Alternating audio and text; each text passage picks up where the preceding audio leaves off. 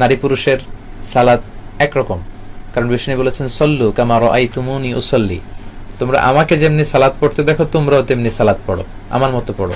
তো বিশ্বনবী নারী পুরুষ সবার জন্য আদর্শ, তাই নারী পুরুষের সালাতের কোনো পার্থক্য নেই।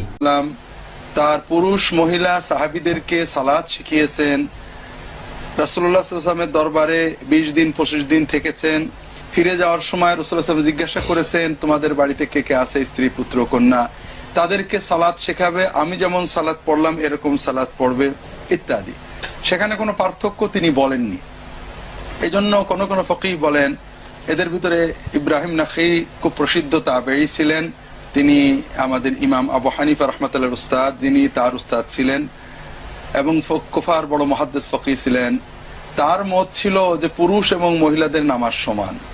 এর আগে অনেক সাহাবী মহিলা, যেমন উম্মে দারদা খুব প্রসিদ্ধ মহিলা সাহাবী, তিনি পুরুষদের মতোই অবিকল পুরুষদের মতো সালাত আদায় করতেন। আমাদের নবীজি মুহাম্মদ সাল্লাল্লাহু আলাইহি ওয়াসাল্লাম বলেছেন, এটা আছে সহিহ বুখারীতে খণ্ড নম্বর 1, নবীজি বলেছেন নামাজ পড়ো যেভাবে আমাকে পড়তে দেখেছো। নবীজি এটা বলেননি যে মহিলারা একভাবে নামাজ পড়বে পুরুষরা আরেকভাবে নামাজ পড়বে। আরেকটা হাদিস, এটা হচ্ছে সহিহ বুখারী খণ্ড 1 বুক অফ সালাহ, যে সাহাবিয়াগণ পুরুষদের মতো করে নামাজ পড়তেন। পুরুষ আর মহিলাদের নামাজ পড়ার জন্য আলাদা কোনো নিয়ম নেই, নামাজ পড়বেন সেভাবে যেভাবে নবীজি পড়তেন, সে আপনি পুরুষ হন বা মহিলা হন। আমি জানি বাজারে এরকম কিছু বই পাওয়া যায়, ইন্ডিয়া সহ সারা পৃথিবীতেই বিভিন্ন মতবাদের লোকজন বলে মহিলাদের জন্য নামাজ পড়ার নিয়মটা আলাদা আর পুরুষদের নামাজ পড়ার নিয়ম আলাদা। এরকম কোনো হাদিস নেই।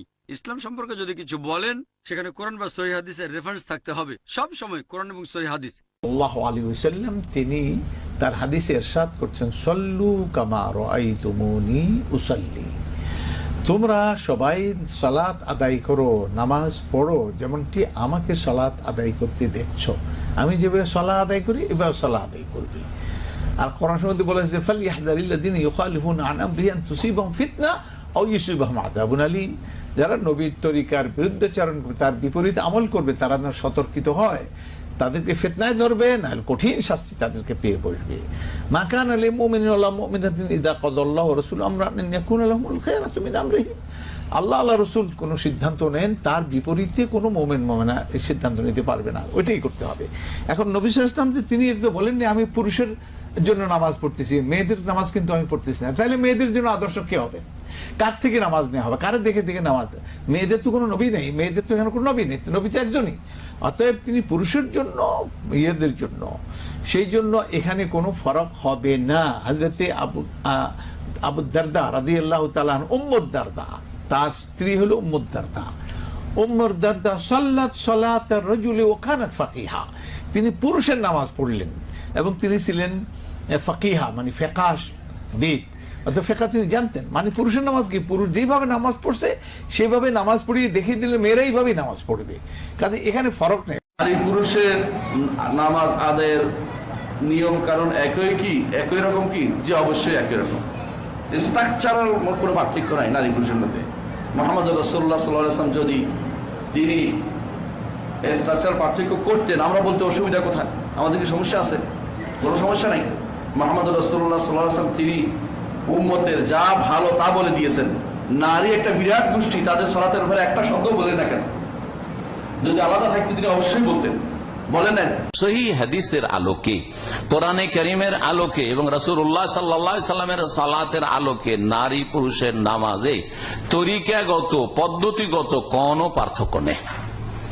যেমন নবী করিম সাল্লাল্লাহু আলাইহি ওয়াসাল্লাম বলেছেন সাল্লু কামা রাআইতুমুনি ওয়াসাল্লি, পুরুষদেরকে সম্বোধন করে আমাকে যেমন নামাজ পড়তে দেখলে তেমনি তোমরা নামাজ পড়ো, সালাত আদায় করো।